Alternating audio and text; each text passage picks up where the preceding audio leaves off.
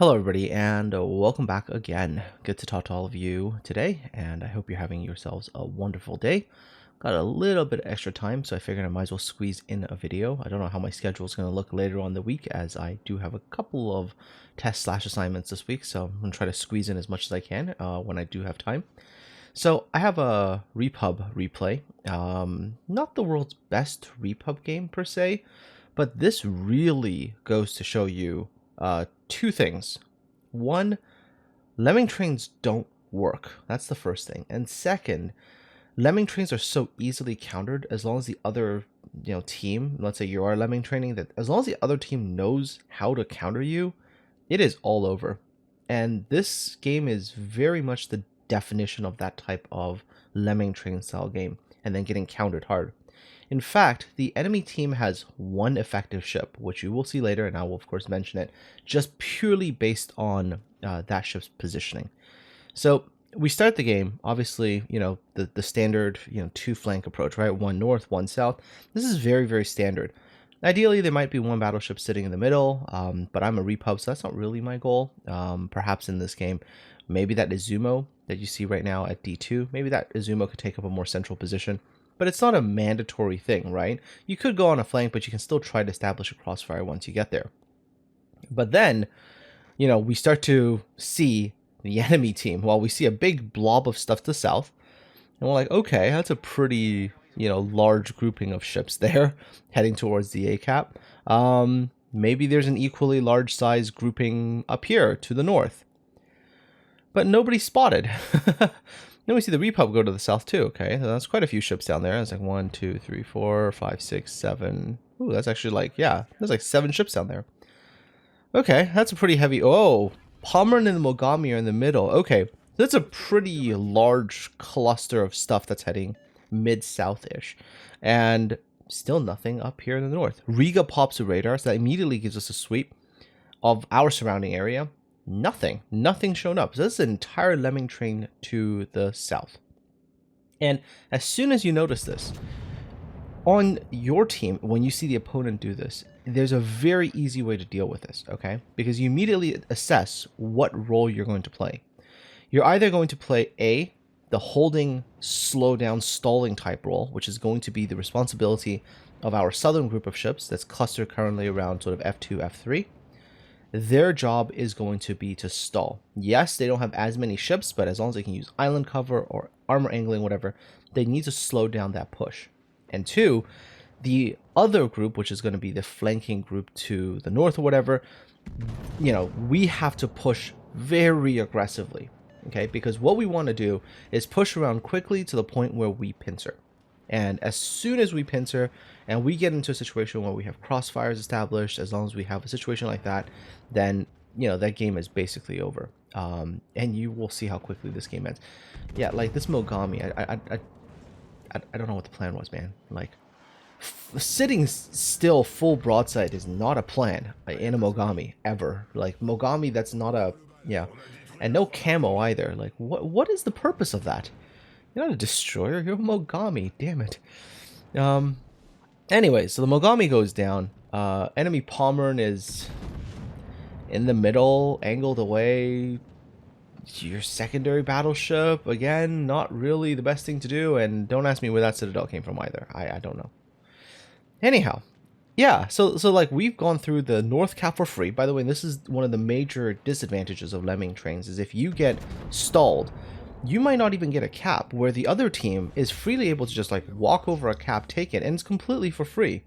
Like, nothing is contesting this cap. So we just took the cap for nothing. There's zero resistance. And we're just pushing right on through. Yeah, and you can see this. So the entire enemy team is essentially, trying to deal with what's in front of them, but now they're also having to deal with what is coming to their side. Not a fun thing to deal with. And so this is why you should never, ever lemming train, okay? Any team that has half a degree of competency will know how to counter this. The only times where a lemming train quote-unquote works is when the other team equally lemming trains in just as bad of a manner.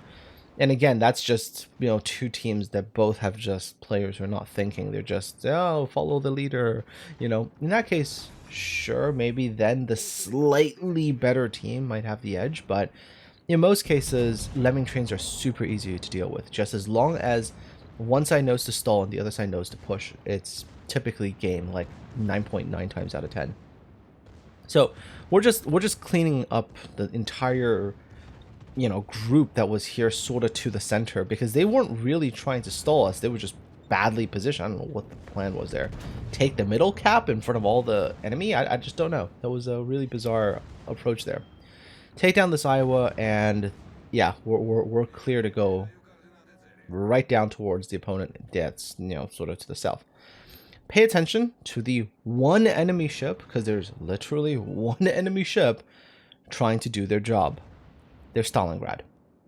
So their Stalingrad is the only person on their team who is actually going to be some degree of effective. Why?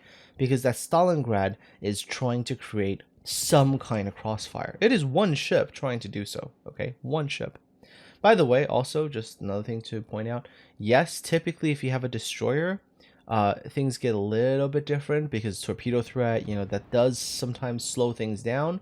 But yeah, I mean, this enemy team just seemed committed to playing a lemming train, just straight up committed to it. I don't know what the idea was there, but they were just committed. And even with their lemming, they still haven't taken the A cap, by the way. just to put that into perspective, all their time spent YOLOing towards A, and they still do not have the cap.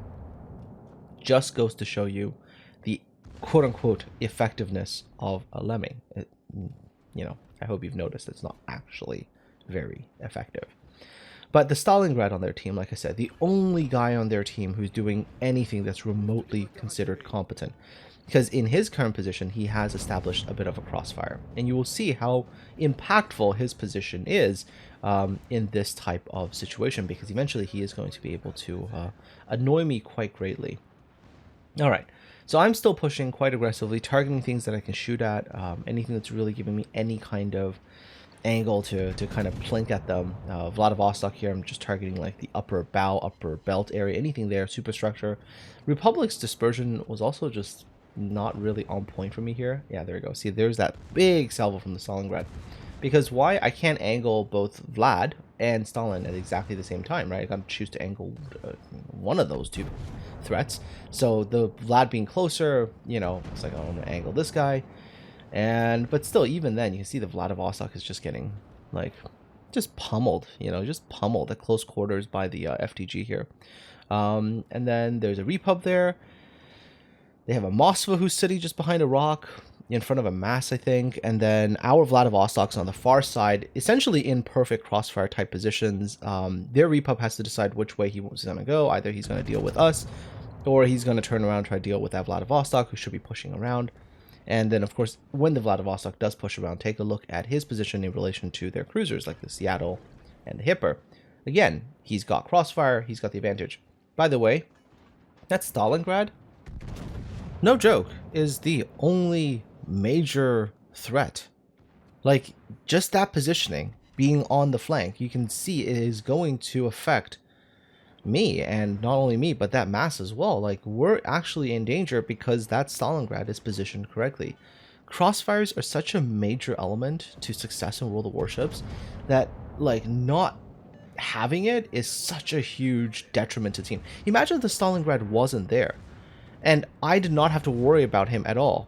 Then all I have to do is focus on the stuff that's in front of me. It becomes essentially a fight. I have to focus in one direction instead of having to worry about something that's on my side, whatnot.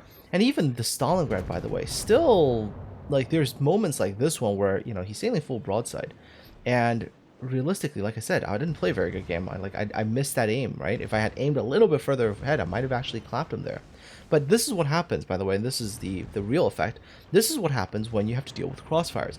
I have to worry about both this Stalingrad, right, which is on my side, and I have to worry about what's in front of me. So there's this constant need to also switch back and forth to pay attention to, like, what's actually happening. And that actually takes a lot of, effort to really try to pay attention to two sides instead of just being able to focus on one. I mean, it doesn't really matter. I mean, the enemy team lemming as hard as they did, it's basically over. I mean, we have a ship advantage, we have positional advantage. See where the Vladivostok has come out? See where that position is? I mean, it's like, no matter what happens, that Vladivostok is going to get on the side of something. It's like, just straight up, that's going to happen.